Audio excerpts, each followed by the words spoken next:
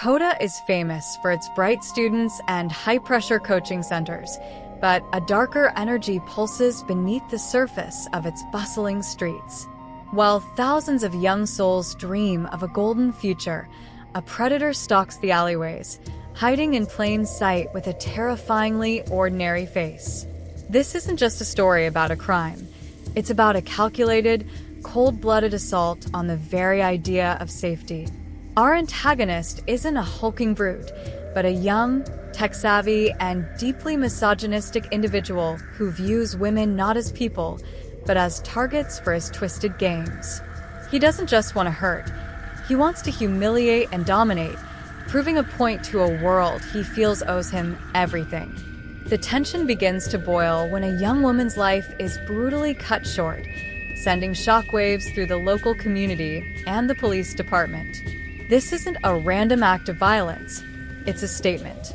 The sheer cruelty of the act demands a response that is equally fierce. The atmosphere in the city shifts from academic ambition to paralyzing fear as the realization sets in that a monster is walking among them. Every shadow becomes a threat, and every stranger's smile feels like a hidden blade. The stage is set for a confrontation that will push everyone involved to their absolute limits. The silence of the night is no longer peaceful. It's a canvas for a nightmare that is only just beginning to unfold. As the city reels from the horror, a familiar force of nature arrives to restore order. Superintendent of Police, Shivani Shivaji Roy. She isn't your typical cinematic cop who relies on flashy gadgets or over-the-top stunts. She is a woman of iron will, sharp intellect, and a zero-tolerance policy for injustice.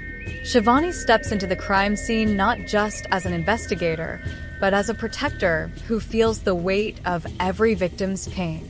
Her presence alone changes the temperature of the room. She looks past the physical evidence and tries to understand the psychology of the beast she is hunting. She knows that to catch a ghost, you have to think like one. The investigation is a minefield of bureaucratic hurdles and societal biases, but Shivani navigates them with a stoic grace that masks her simmering rage. She isn't just fighting a criminal, she's fighting a system that often looks the other way. Her arrival sends a clear message: the game is over. However, the killer isn't intimidated. In fact, he's thrilled. He sees Shivani not as a threat, but as a worthy opponent, the ultimate prize in his sick competition. The battle lines are drawn, and the air is thick with the scent of an impending clash. Shivani knows that every second she spends analyzing the data, the predator is already planning his next move. The hunt is officially on, and the stakes have never been higher for the city of Coda. The predator, Sunny, doesn't just want to hide. He wants to be seen, recognized, and feared by the very person trying to catch him. He begins a psychological game of cat and mouse that is as brilliant as it is depraved. He leaves breadcrumbs, not because he's sloppy, but because he's arrogant. He uses technology and disguises to slip through the fingers of the law, mocking the police's efforts at every turn. His primary target becomes Shivani's reputation. He wants to prove that her strength is an illusion and that his chaos is more powerful than her order. It's a personal vendetta masked as a crime spree. Every move he makes is a direct challenge to Shivani's authority. He watches her from the periphery, learning her habits and identifying her triggers. He isn't motivated by money or traditional power. He is fueled by a deep-seated hatred for women who dare to lead, who dare to be strong. This isn't just about the crimes he's committed. It's about the message he's sending to every woman in the country. He wants them to retreat, to be afraid, and to know their place. Shivani, however, sees through the bravado. She recognizes the insecurity that drives such extreme malice. As Sunny escalates his provocations, the tension between the hunter and the hunted becomes a physical weight, pressing down on the city as the sun sets and the hunt intensifies under the neon lights. Time is the one enemy Shivani cannot outmaneuver with logic alone. With every passing hour, The public's fear turns into anger, and the political pressure on the police department reaches a breaking point. The media is a shark circling the blood in the water, demanding answers and immediate results. Shivani is caught between the need for a meticulous investigation and the urgent demand for a quick arrest.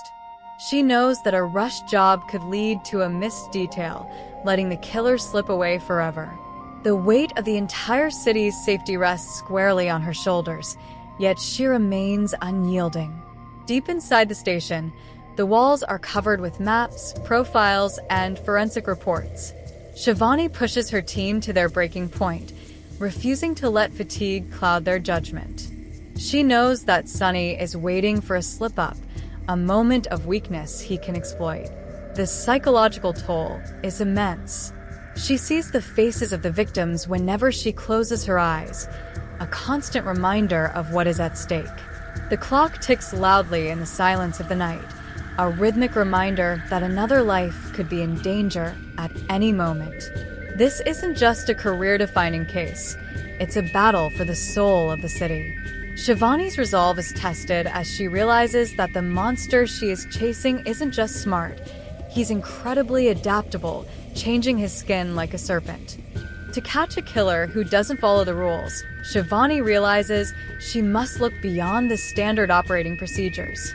She starts looking for the patterns in the chaos, the tiny glitches in Sunny's seemingly perfect execution. She dives into the digital footprints he tries so hard to mask, seeking the human element behind the monster. Her intuition tells her that Sunny's arrogance is his greatest weakness.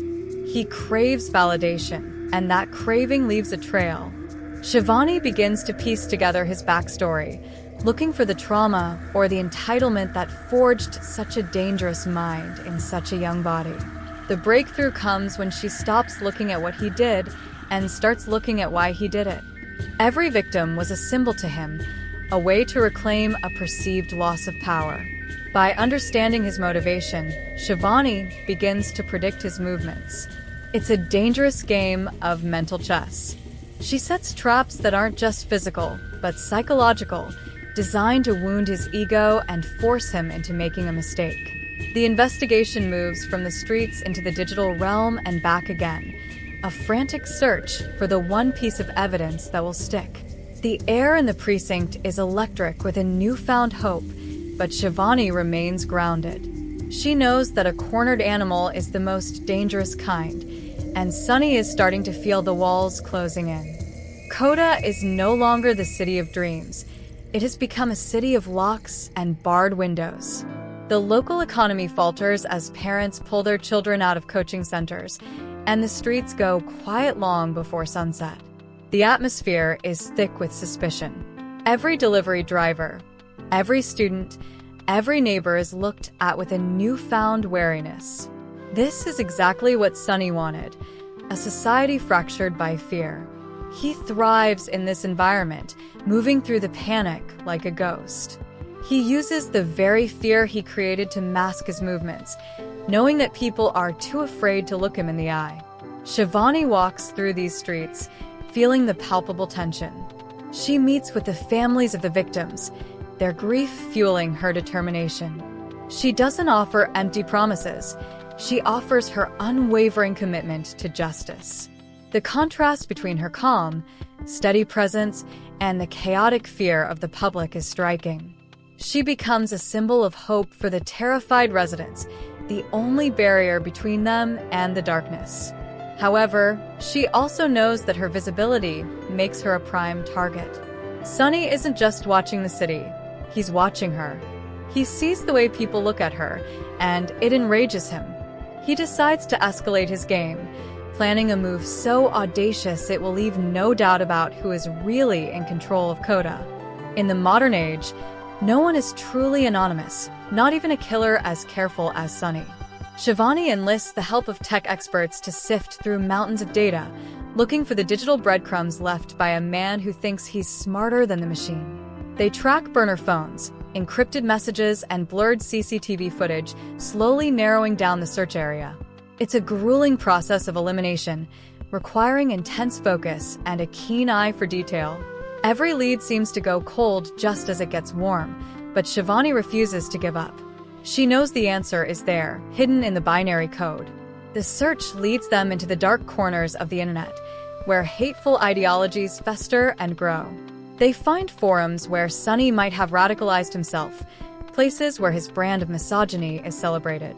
This discovery adds a new layer of horror to the case. He isn't just a lone wolf. He is a product of a toxic subculture. This realization shifts Shivani's perspective. She isn't just hunting a man. She's fighting an idea. The digital trail eventually leads to a specific neighborhood, a maze of narrow streets and crowded tenements where a person could disappear forever. The net is tightening, but the prey is becoming more desperate and more volatile. The digital hunt is about to turn back into a physical confrontation on the unforgiving streets of the city. With the location narrowed down, Shivani decides to take a more direct approach. She knows that a traditional police raid might spook Sunny and send him back into the shadows. Instead, she and a small, trusted team begin a covert surveillance operation. They blend into the environment, becoming part of the daily rhythm of the neighborhood. It's a test of patience and nerves. They spend hours in cramped spaces, eyes glued to monitors and binoculars, waiting for a single glimpse of their target. The heat is oppressive, and the tension is a constant companion, but they remain vigilant. Sunny, meanwhile, is starting to feel the pressure. His usual confidence is being replaced by a frantic need to prove his dominance. He senses the noose tightening and decides to lash out. He stages a series of diversions, trying to draw the police away from his hideout. It's a high-stakes game of bluff and counterbluff. Shivani has to trust her instincts, deciding which leads to follow and which to ignore. One wrong move could result in another tragedy. The air is thick with the scent of rain and exhaust, a gritty backdrop to the silent war being fought in the shadows. Shivani's leadership is tested as her team faces physical danger and psychological exhaustion. They are closer than they've ever been, but the final few steps are always the most treacherous. Shivani begins to realize that to truly catch Sunny, she needs to strip away his mask of anonymity and expose the coward underneath.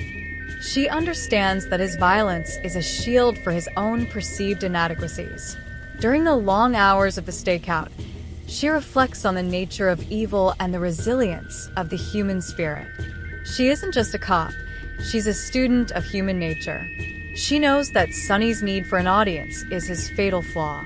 He doesn't just want to commit the crime. He needs the world to acknowledge his genius. She decides to use the media, which had been a hindrance, as a tool. She gives a series of controlled statements, subtly undermining Sunny's ego and questioning his intelligence.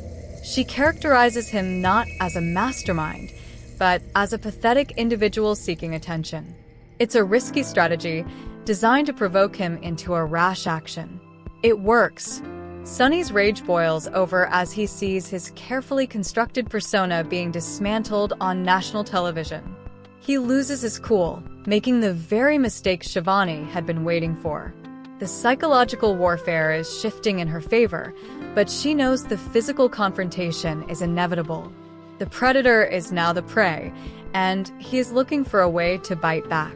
The final pieces of the puzzle are falling into place, and the atmosphere is heavy with the weight of the coming storm. All roads lead to a final, inevitable confrontation.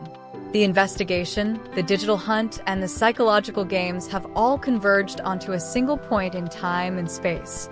The air in Kota is still, like the silence before a massive earthquake.